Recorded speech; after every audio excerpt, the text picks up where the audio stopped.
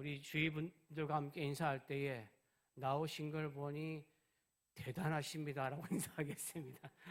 인사하겠습니다. 예, 나오신 걸 보니 대단하십니다. 대단하신 분이십니다.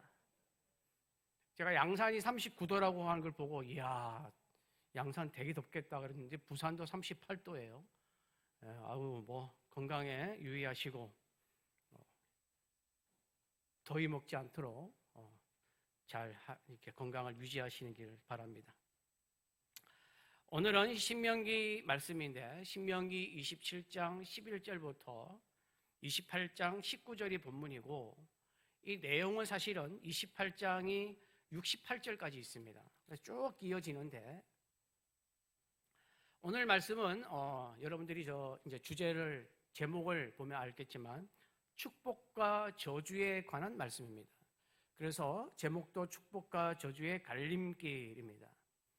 여러분들 교재에 보시면 12주차 말씀을 보시면 축복과 저주의 갈림길 1. 마음 열기 내 인생에서 순종했더니 복을 받은 경험 혹은 불순종해서 고생한 경험이 있다면 여러분 뭐 각자 개인마다 다 틀리겠지만 하나님의 말씀에 순종하면서 복을 받았거나 은혜를 받았던 경험 아니면 하나님 말씀에 불순종해서 하나님이 또 어렵게 하셔서 또 고생한 경험이 있는 분들도 계실 것이고 뭐 그렇지 않은 분들도 계실 겁니다.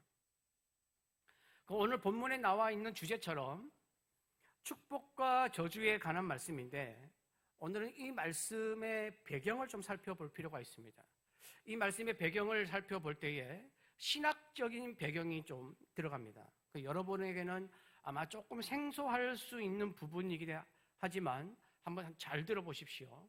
이 축복과 저주의 말씀이 왜 나왔고 신명기의 말씀이 어떤 말씀인지를 다시 한번 짚어보는 이런 시간을 또 가지도록 하겠습니다. 여러분 신명기를 이해할 때에 성경학자들이 제시하는 신명기를 보는 관점에는 두 가지의 큰 틀이 있습니다.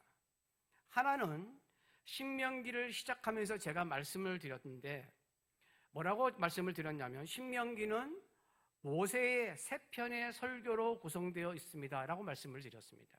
그것이 첫 번째 관점입니다. 이 관점은 뭐 성도들이 신명기를 읽다 보면 아 그렇구나 라고 생각될 수 있는 관점입니다. 두 번째는 뭐냐면 고대 근동의 종주권 조약 관점입니다. 생소하시죠? 무슨 소리야 이게? 종주권 조약? 이게 무슨 소리야 그러실 텐데 종주권 조약이 뭐냐면 종주국과 속국 쉽게 말하면 다스리는 나라와 다스림을 받는 나라 간의 관계를 규정하는 조약입니다. 그럼 신명기를 보는데 이 종주권 조약이 왜 나오는가? 여러분 신명기는 하나님께서 가나안 땅에 들어가는 하나님의 백성들에게 그 땅에 들어가서 어떻게 살아야 하는가를 말씀해 주는 율법입니다. 아주 중요한 말씀입니다. 그런데 1954년 이전까지 얼마 되지 않았습니다. 그죠? 신명기는 학계에서 굉장한 논란을 가져오고 비판을 받았던 성경책입니다. 처음 들어보시죠? 이런 말을. 조금 이제 신학적으로 들어가면 이런 말이 나옵니다. 일부 학자들은 심지어는 뭐라고 얘기까지 했냐면 이 책은 성경으로서 권위를 가질 수 없다. 성경으로서의 권위를 의심하거나 어떤 학자들은 극단적인 학자들은 이거는 성경책이 아니다 이렇게 얘기했습니다. 그 이유가 뭐냐면 여러분 창세기부터 요한계시록까지 이 성경이 쭉 쓰여진 이 기간이 1500년입니다. 1500년 동안 쓰여지고 각각 시대가 다르고 각각 저자가 다르고 발견된 다 장소들이 틀린데 하나로 다 모아보니까 하나님이 주신 영감으로 말미암아 성경이 쓰여져서 창세기부터 요한계시록까지 하나의 흐름으로 쭉 갑니다. 예수 그리스도. 그리고 각 책마다 일관되는 주제를 가지고 쭉 나갑니다.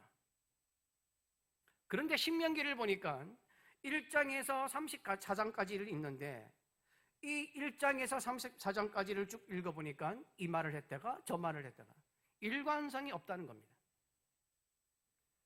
그래서 어떤 학자들은 신명기는 모세가 기록한 것이 아니다, 그 이후에 여러 사람이 적은 글을 편집한 책이라고 주장하기도 했습니다.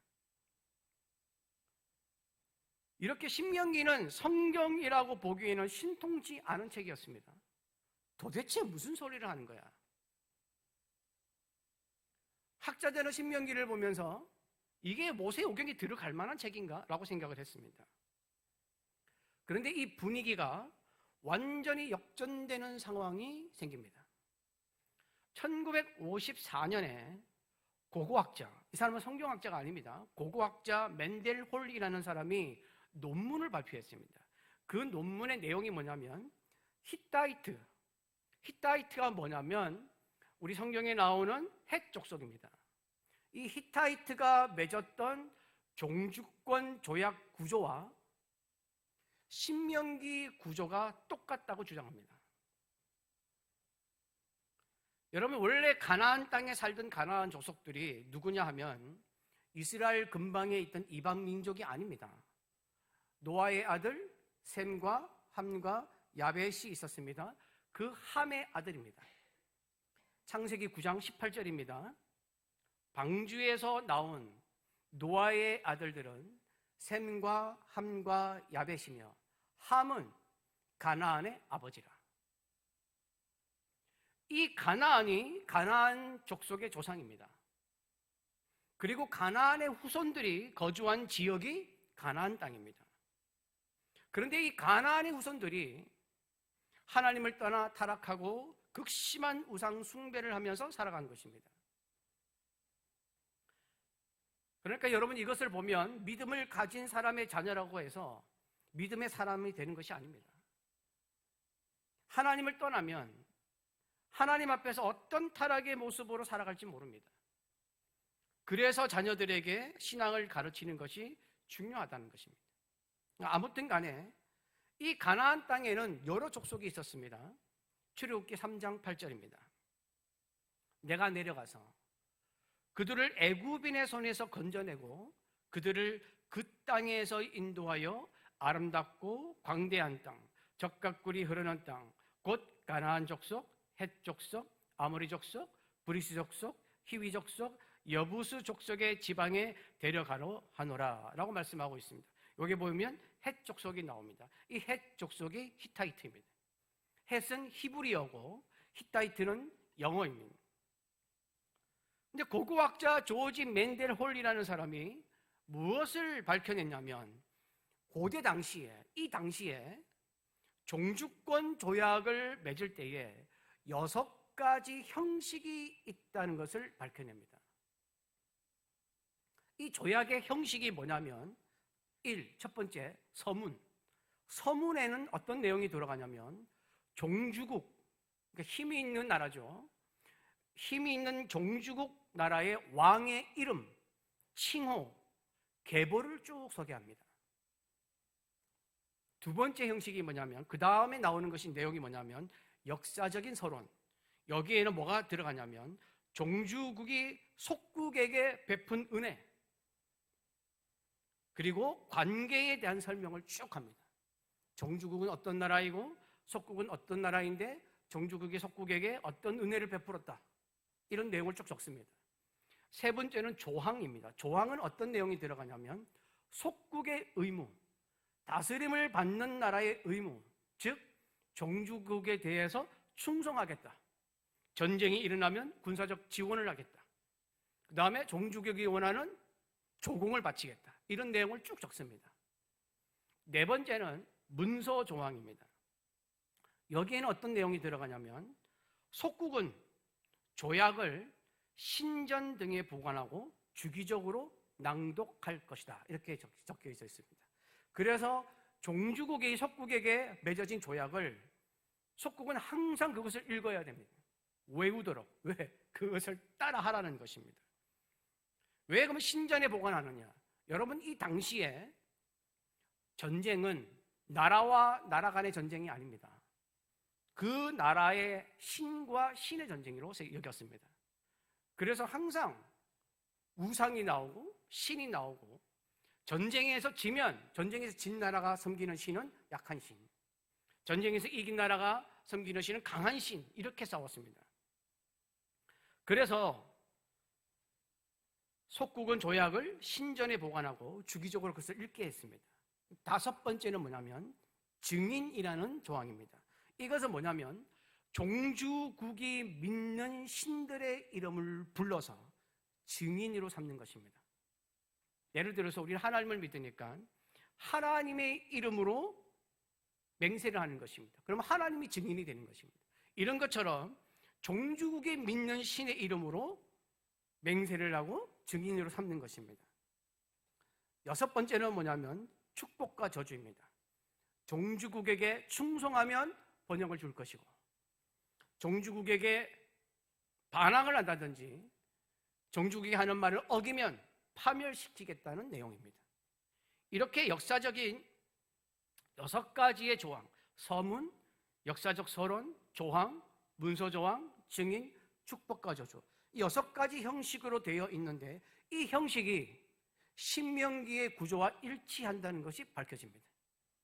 신명기 1장 1절에서 5절은 서문, 신명기 1장 6절에서 4장 49절까지는 역사적인 서론, 신명기 5장에서 26장은 조항, 신명기 27장 1절에서 8절, 31장 9절에서 13절은 문서 조항, 신명기 30장 19절, 31장 28절은 증인, 오늘 본문에 해당하는 신명기 27장에서 28장은 축복과 저주입니다. 그래서 이때부터 신명기는 이 말 저 말을 섞어 놓은 책이 아니었구나, 고대 근동의 정치적인 외교적인 조약 형식과 깊은 관련이 있는 종주권 조약이라는 형식으로 구성된 책이구나 라는 것을 알게 됩니다. 그러면서 사람들이 이때부터 신명기를 보는 일이 확 달라집니다. 신명기가 역사적으로 신뢰할 수 있는 책이 되어버렸습니다. 이것 때문에 성경이 역사적인 책이라는 것이 더 강하게 증명이 됩니다. 그러면 신명기는 어떤 종주권 조약으로 된 것인가? 신명기에 나오는 종주권 조약은 강한 나라와 약한 나라의 종주권 조약이 아니라 주인 되신 하나님과 하나님의 백성인 이스라엘이 맺은 조약의 형태로 되어 있습니다. 그런데 여러분, 일반적으로 강한 나라와 약한 나라가 종주권 조약을 이렇게 맺으면 어느 나라에 유리한 조약이 됩니까? 당연히 종주국이지 않겠습니까? 강한 나라의 일반적이고 유리한 조약이 되는 것입니다. 그렇지 않습니까? 내용도 다 그렇습니다. 아까 우리가 여섯 가지 조항을 살펴봤지만 그 조항의 내용들도 다 그런 것입니다. 이처럼 신명기는 하나님과 하나님의 백성인 이스라엘 사이에 종주권 조약이었기 때문에 하나님이 일방적으로 말씀하신 책입니다. 일방적으로 명령하신 말씀입니다. 그러므로 하나님의 백성인 이스라엘은 하나님께서 하신 말씀을 거절할 수가 없고 반드시 지켜야 합니다.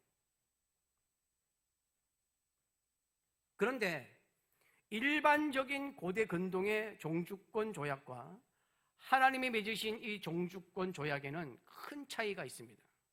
어떤 차이가 있냐면, 일반적인 고대 근동의 종주권 조약은 종주국의 이익을 위해서, 강한 나라의 이익을 위해서 이 강한 나라에 유리한 일방적인 조약을 맺습니다.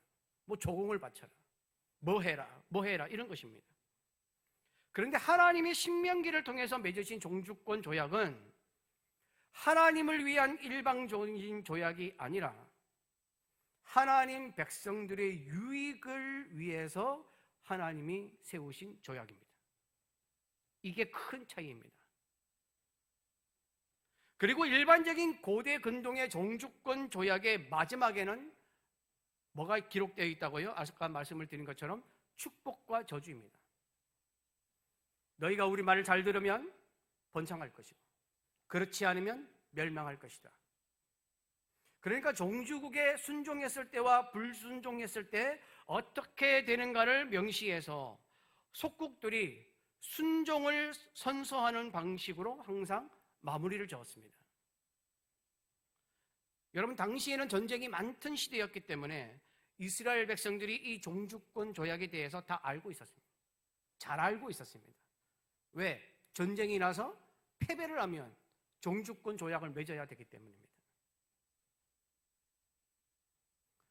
그래서 하나님은 당시 이스라엘 백성들이 잘 알고 있던 종주권 조약 문서 형식으로 신명기를 적게 하였고, 하나님의 말씀을 순종했을 때와 불순종했을 때 어떻게 되는가를 말씀하셨는데, 그게 오늘 본문 말씀인 축복과 저주에 관한 말씀입니다. 또한 출애굽 2세대들이 우상 숭배가 가득한 가나안 땅으로 들어가게 되는데, 그 땅에 가면 이제 신앙의 중립은 없는 것입니다. 여러분, 신앙의 중립이 있습니까? 여러분, 우리의 삶에도 신앙의 중립은 없습니다. 하나님을 선택하든지 세상을 선택하든지 둘 중에 하나입니다. 하나님의 말씀에 순종하면서 생명과 복의 길로 가든지, 아니면 하나님을 벗어나 가나안을 덮고 있던 우상 숭배라는 타락의 길을 가면서 사망과 저주의 길로 가든지 둘 중 하나입니다. 그리고 신명기에 전체적으로 보면 오늘 말씀인 신명기 27장 11절에서 28장에서 복과 저주에 관한 내용을 말씀하시는 이유는 신명기 12장에서 26장까지 하나님이 이스라엘 백성들에게 삶의 모든 영역을 쭉 걸쳐서 얘기하면서 하나님의 백성들은 어떻게 살아야 하는가에 대하여 상세하게 말씀하셨습니다. 그렇기 때문에 27장과 28장에서 이제 가나안 땅에 들어가 하나님의 백성이 어떻게 살아야 하는가를 들었으니 복을 받으며 살 것인지 저주받으며 살 것인지 선택하라는 것입니다. 하나님의 백성으로 행복한 삶을 위하여 어떻게 하는 것이 옳은 것인지 정하라는 것입니다.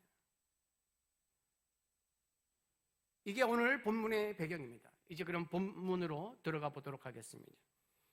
여러분, 교재에 제 2번 말씀 속으로 그르심산과 에발산, 신명기 27장 11절에서 13절 말씀을 다시 한번 봉독하겠습니다. 11절에서 13절입니다. 모세가 그날 백성에게 명령하여 이르되, 너희가 요단을 건넌 후에 시므온과 레위와 유다와 이사갈과 요셉과 베냐민은 백성을 축복하기 위하여 그리심산에 서고, 르우벤과 갓과 아셀과 스불론과 단과 납달리는 저주하기 위하여 에발산에 서고. 여러분, 교재 밑에 보시면 너희가 요단을 건넌 후에 축복하기 위하여 어느 산에 서라고요?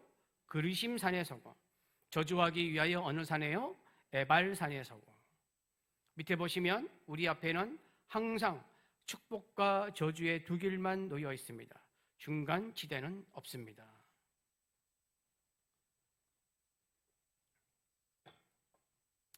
여러분, 이 말씀은 축복을 위하여 그리심산에 서 있는 6개 지파는 복을 받는 지파이고, 저주를 위하여 에발산에 서 있는 6개 지파는 저주받는 지파라고 생각하시면 큰일 납니다.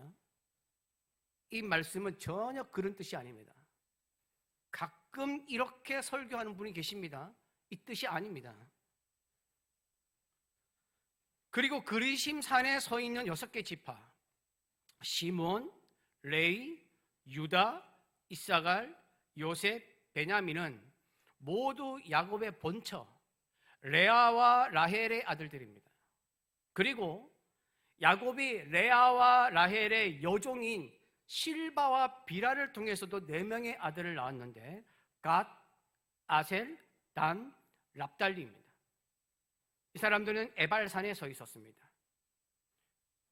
그래서 착각하는 것이 뭐냐면, 그리심산에 서 있는 지파, 이 지파들은 야곱의 본처의 아들이기 때문에 축복받은 지파이고, 에발산에 서는 지파는 여종들이 낳은 아들이기에 저주받은 지파라고 생각하면 안 됩니다.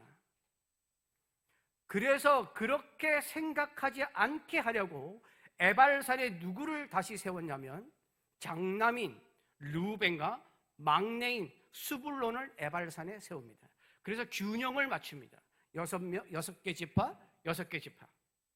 그러면 이 11절과 13절 말씀은 무엇을 뜻하는 것인가?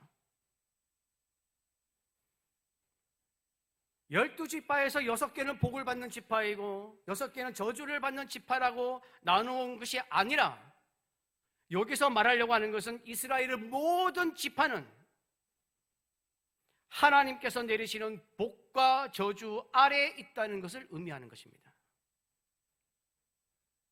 이스라엘 12지파가 하나님의 백성을 의미한다는 차원에서 지금 우리로 말하면 우리가 모두 하나님이 내리시는 복과 저주 아래에 놓여 있다는 것입니다. 그리고 말씀해 보면 축복하기 위하여 그리심산에 서고 저주하기 위하여 에발산에 서라고 했지 않습니까? 그런데 여러분, 신명기 27장 11절에서 26절을 보시면 복에 대한 말씀이 없습니다. 12가지의 저주만 쭉 기록되어 있습니다. 왜 축복은 없지? 축복을 위하여 그리심산에 서고 저주를 위하여 에발산에 서라고 했는데 축복의 말씀은 없고 저주의 말씀만 12가지로 쭉 적어놨습니다. 그것도 파트별로. 첫 번째는 15절, 우상을 조각하거나 부어 만드는 것. 누구를 향한 범죄입니까? 하나님을 향한 범죄. 두 번째는 16절, 부모를 경홀히 여기는 것. 가정에서의 범죄. 그리고 17절, 18절, 19절을 보면 이웃을 향한 범죄로 되어 있습니다. 17절, 이웃의 경계표를 옮기는 것. 경계표라는 게 뭐냐면 내 땅이 있으면 이때는 땅에 구분이 없었어요. 그래서 어떻게 표시를 했냐면 돌을 갖다 놨어요. 그냥 여기서 여기까지 우리 땅인데 여기 돌 하나, 여기 돌 하나. 그런데 악한 마음을 품은 사람은 어떻게 했다고요? 이 돌을 여기 있네? 내 땅을 더 해야지 또 돌을 옮겨버리는 거예요. 그것을 하지 말라는 것입니다. 왜냐하면 성경에 땅은 하나님 것이라고 되어 있습니다. 그래서 땅을 함부로 하는 것은 범죄였습니다. 특히 이웃의 경계표를 옮기는 거. 18절에 보시면 맹인에게 길을 잃게 하는 것, 그리고 객이나 고아나 가부의 송사를 억울하게 하는 것, 다 약자의 단점을 악용하는 죄입니다. 이것은 이웃을 향한 범죄를 말합니다. 그 다음에 20절, 21절, 22절, 23절은 음란한 범죄를 말합니다. 이 음란한 범죄에 대해서 제가 몇 번 설명드렸기 때문에 자세하게 설명하지 않겠습니다. 20절에 보면 아버지의 아내와 동침하는 것, 21절 짐승과 교합하는 것. 우상을 말씀하실 때 제가 한번 짐승과 교합하는 것에 대해서 말씀을 드렸습니다. 22절에 아버지의 딸이나 어머니의 딸과 동침하는 것, 23절 장모와 동침하는 것. 이 당시에는 아내가 2명, 3명, 4명이었기 때문에 이런 일들이 일어났고 가나안 땅에서는 이런 일들이 극심했습니다. 그래서 음란한 범죄를 쭉 설명하고 있습니다. 10번째는 24절 이웃을 암살하는 거, 11번째는 25절 무죄한 자를 죽이려고 뇌물을 받는 거. 이거는 생명을 향한 범죄입니다. 그리고 마지막 26절 12번째는 이 율법의 말씀을 실행하지 않는 것. 그러면 하나님이 왜 12가지 저주만 기록해 놓았을까? 하나님은 하나님의 백성이 가나안 땅에 들어가서 죄악을 저지르지 않고 복을 받으며 행복한 삶을 살기를 원하셨습니다. 지금으로 말하면 우리가 세상에서 죄악을 범하지 않고 복을 받으며 행복하게 살기를 원하십니다. 그래서 경계해야 할 죄의 목록, 저주받는 죄의 목록만 기록하여 놓았고 각각의 죄악의 목록마다 그렇게 하지 말라고 할 때마다 백성들에게 아멘으로 응답하게 해서 죄를 짓게 못하게 한 것입니다. 그래서 여러분이 성경에 보시면 15절에서 26절까지 매 절마다 전부 다 뭐라고 적어놨냐면 모든 백성은 아멘 할지니라.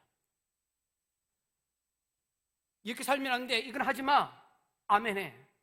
이거 하지 마. 아멘해. 이것을 12번 했다는 것입니다. 그런 다음에 신명기 28장 복에 관한 말씀이 등장합니다. 여러분 교재에 보시면 2번입니다. 말씀 속으로 2번 순종의 복. 여러분 우리가 읽었는데 신명기 28장 1절에서 6절 말씀을 다시 한번 교독하겠습니다. 신명기 28장 1절에서 6절입니다.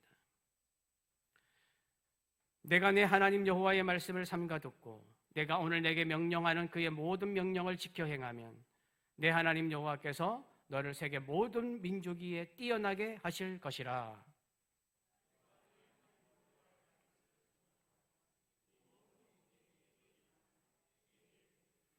성읍에서도 복을 받고 들에서도 복을 받을 것이며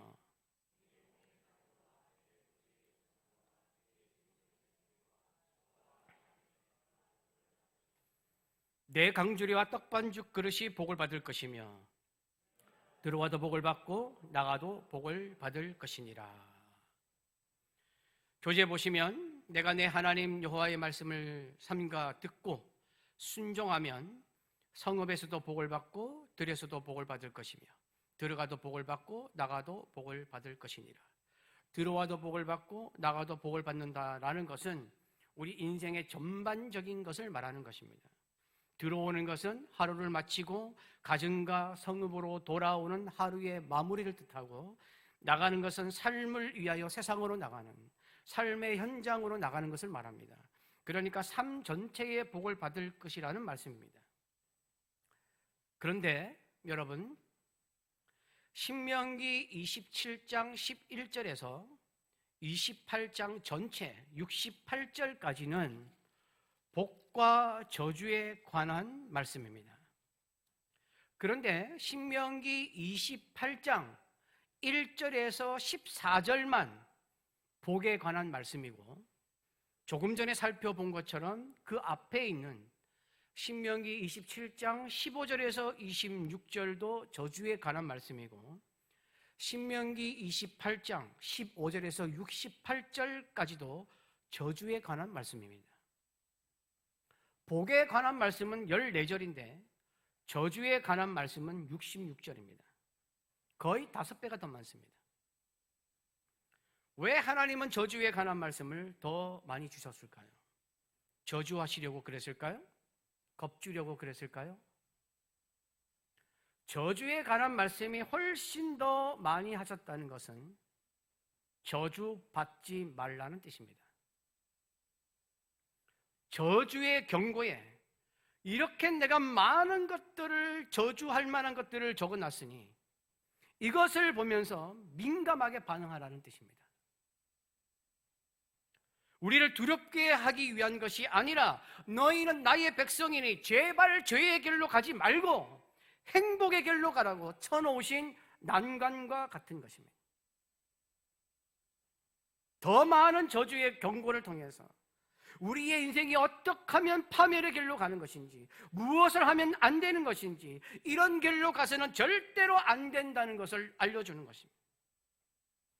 그래서 저주의 말씀을 더 많이 하면서 머리에 각인시키라는 것입니다. 그렇게 살면 안 된다. 그것은 저주받는 길이다. 여러분 시간 나시면 신명기 27장, 28장을 찬찬히 집에서 한번 읽어보시면 이것을 느끼실 수가 있습니다.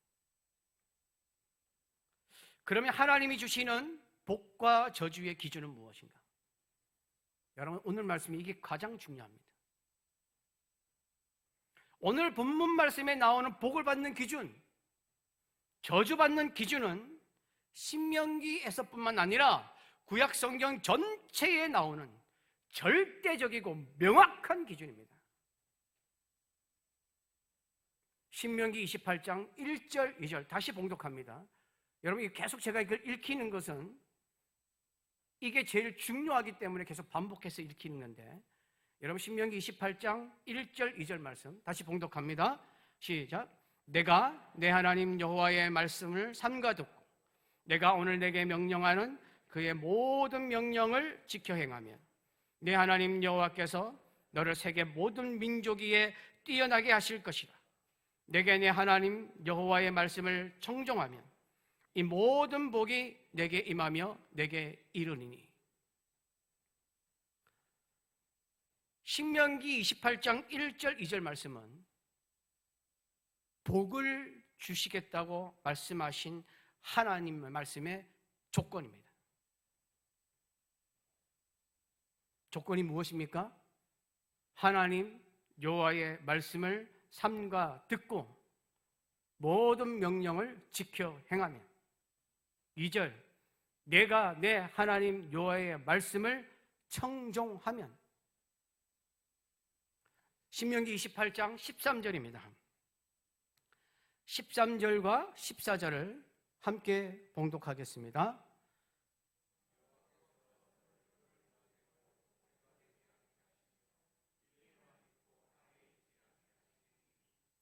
너는 내가 오늘 내게 명령하는 내 하나님 여호와의 명령을 듣고 지켜 행하며 내가 오늘 너희에게 명령하는 그 말씀을 떠나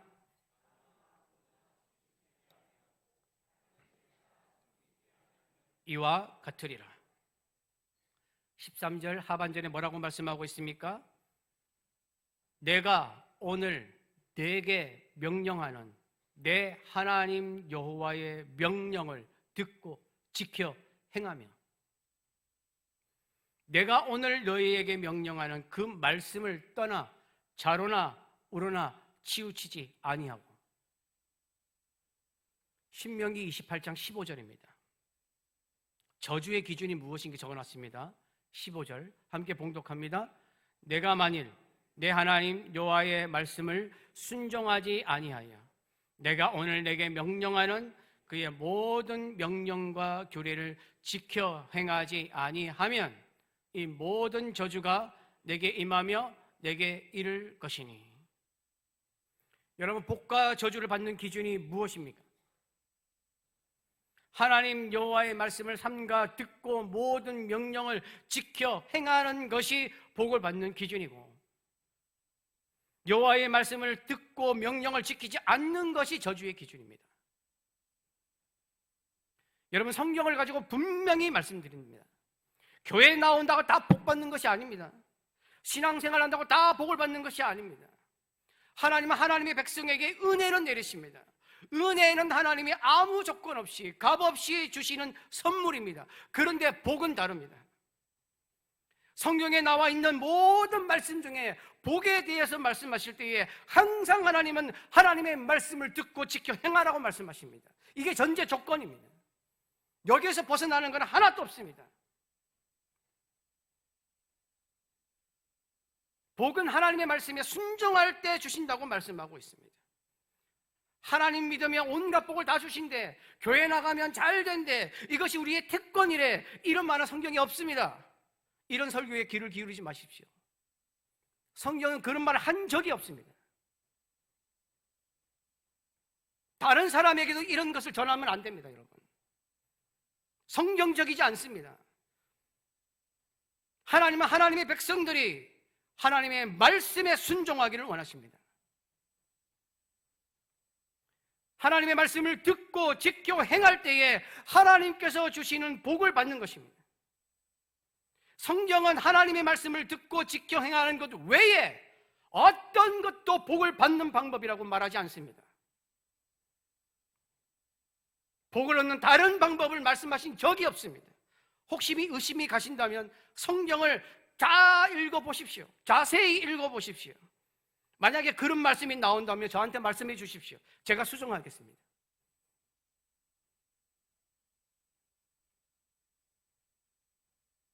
그런데 수많은 성도들이 그렇게 생각을 하고 있습니다.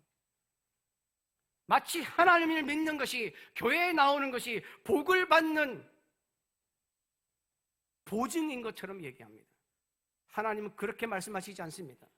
하나님의 말씀을 듣고 지켜 행하라. 그게 복을 받는 방법이라고 말씀하고 있습니다. 세상 사람들은 재테크가 복이라고 하고, 주식이 복이라고 하고, 복권이 복이라고 하고, 돈을 많이 벌어야 복이라고 말하고,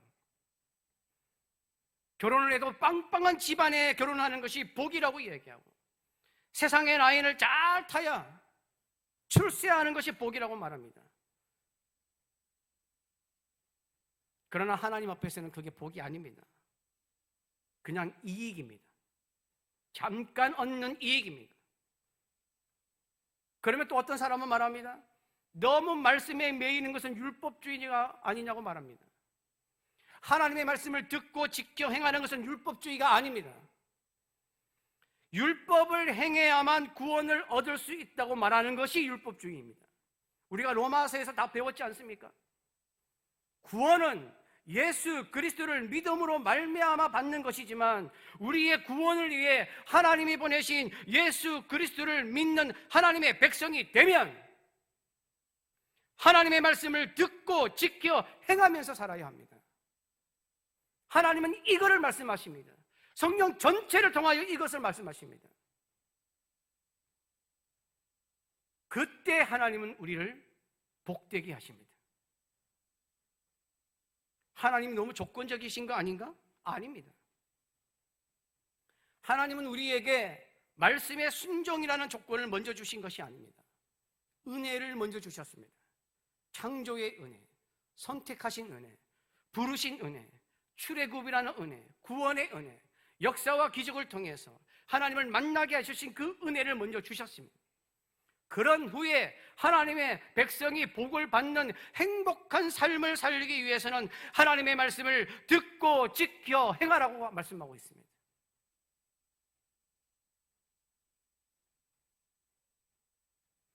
하나님의 말씀을 듣고 지켜 행하면, 하나님의 말씀을 듣고 지켜 행하면 성읍에서도 복을 받고 들에서도 복을 받는다.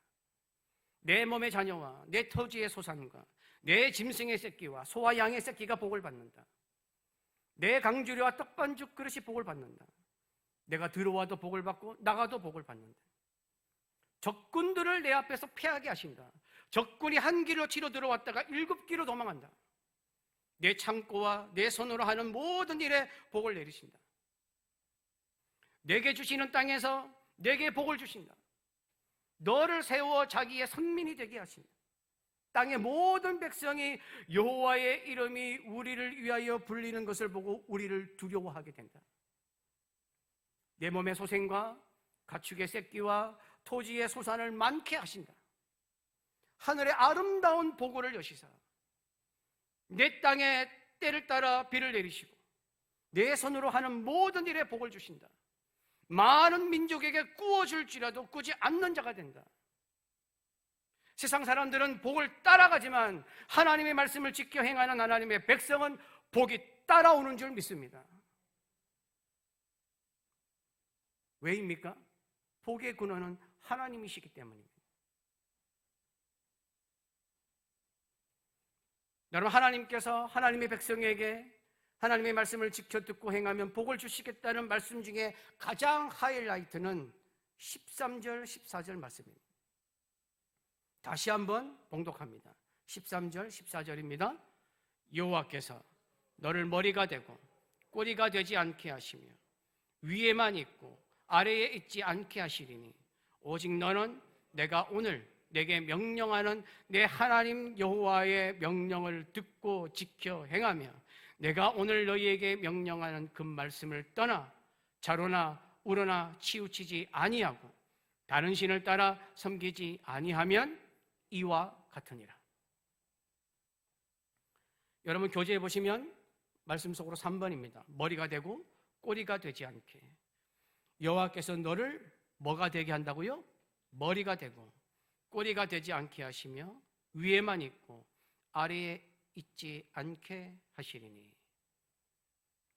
이 말씀도 한국교회 성도들이 굉장히 오해를 많이 하고 있습니다. 저도 목사이지만 목사들이 하도 이 말씀은 개인의 성공이나 출세를 약속하는 말씀이 아닙니다. 그런데 전부 다 이것을 개인의 성공이나 사업의 성공이나 출세를 위한 말씀으로 다 포장해서 선포한 적이 너무 많아서 한국교회 성도들이 딱 그렇게 알고 있어요. 하나님의 백성이 세상 속에서 어떤 정체성과 영향력을 가지고 살게 될 것인가를 보여주는 말씀입니다. 여호와께서 너를 머리가 되고 꼬리가 되지 않게 하신다라는 것은 하나님이 하나님의 말씀에 순종하는 자를 머리 되는 위치에 놓으신다는 뜻입니다. 이 말씀이 무슨 뜻이냐면, 여러분, 꼬리는 머리가 움직이는 대로 따라갑니다. 따라서 꼬리가 된다는 것은 하나님의 백성으로서 주도적이지 못하고 정체성을 잃어버리고 세상의 가치관과 우상에 끌려다닌다는 의미입니다. 그래서 머리가 된다는 말씀을 하시는 것입니다. 머리가 된다는 것은 다른 사람이나 어떤 세력에도 끌려다니지 않고 하나님께 받은 사명과 하나님이 주신 정체성을 가지고 올바른 영향력을 발휘하는 위치에 선다는 뜻입니다. 위에만 있고 아래에 있지 않는다.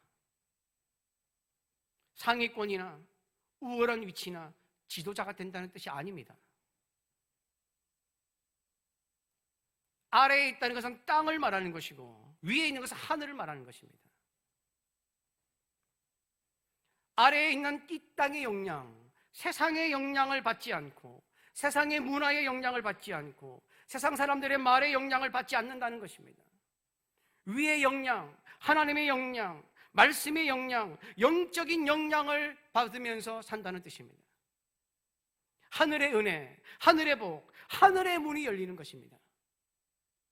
그러므로 하나님의 말씀을 지켜 행하는 사람은 세상 위에 있습니다. 세상을 따라가는 것이 아니라 세상에 영향을 미치는 것입니다. 이게 놀라운 복입니다. 여러분 모두에게 이 복이 임하기를 축복합니다. 여러분, 이 축복의 말씀은 내 개인의 출세나 성공을 위한 말씀이 아니라 온전히 하나님만 붙들고 살라는 하나님의 말씀인 것입니다.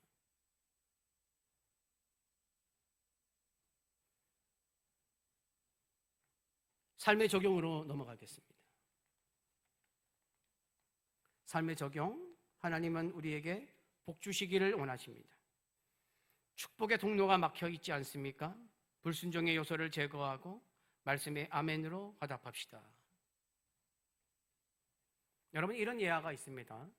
영국의 침례교 목사인데 찰스 스펄전 목사님과 캠벨 모간 목사님과 더불어 3대 설교자로 불릴 만큼 당시의 부흥을 이끌었던 영국의 마이어 목사님이라는 분이 계십니다. 이 목사님의 유명한 예화가 있습니다. 어떤 내용이냐면 어느 한 마을에 거대한 저수지가 있었습니다. 그래서 이 저수지로 말미암아 그 주위에 있는 모든 가정에 깨끗하고 풍성한 물이 공급되고 있었습니다. 그런데 어느 날 한 집에서 물이 갑자기 안 나오는 거예요. 그래서 이 집주인이 뭐라고 생각하냐면, 아이고, 저수지 물이 이제 다 말라버렸나 보네. 하나님이 좀 풍성하게 주시지, 이렇게 빨리 말라버리는 저수지가 어디 있나, 그러면서 하나님을 원망을 합니다. 그런데 이제 며칠이 지나서 기술자가 왔습니다. 물이 안 나온다고 하니까. 그런데 물이 안 나오는 것이 자기 집만 아니라 주위 집들도 하나씩 영향이 가는 것입니다. 물이 줄어 나오든지 안 나오든지. 그래서 기술자가 와서 집으로 들어와서 쭉 조사를 합니다. 수도관도 조사하고 다 조사를 해보니까 문제가 있었는데, 수도관 마디에 끼어있던 작은 돌멩이가 딱 끼어 있어가지고 그것 때문에 물이 안 나오는 것입니다. 저수지에는 수만 톤의 물이 여전히 차고 넘치고 있었는데 그 돌 하나가 딱 막히면서 수도관에 물이 끊겨버린 것입니다. 작은 돌멩이 하나가 그 큰 풍성한 물줄기를 완전히 차단한 것입니다. 여러분, 신명기 28장에 약속된 하나님의 복은 이 성경이 적힐 때부터 지금까지 한 번도 사라지거나 마른 적은 없습니다. 하나님의 풍성한 은혜, 풍성한 복은 없어지지 않습니다. 하나님은 영원하신 분이시기에 하나님께서 우리에게 주시는 은혜와 복은 매반하거나 사라지거나 없어지지 않습니다. 하나님은 항상 지금도 우리가 하나님의 말씀을 듣고 지켜 행하면서 복을 받아 들어와도 복을 받고 나가도 복을 받는 하늘의 복을 주시기를 원하십니다.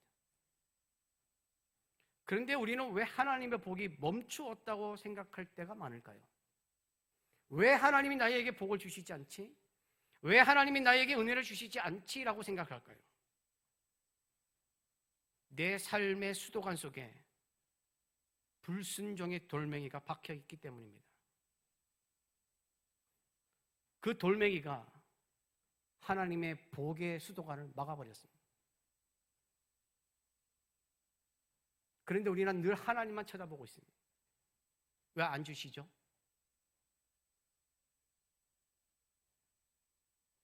여러분 모두가 불순종의 돌멩이를 제거하고 하나님의 말씀을 듣고 지켜 행할 때 주시는 하나님의 복을 평생 누리는 하나님의 백성들이 되시기를 간절히 바랍니다. 찬송하고 기도하겠습니다. 주님 말씀하시면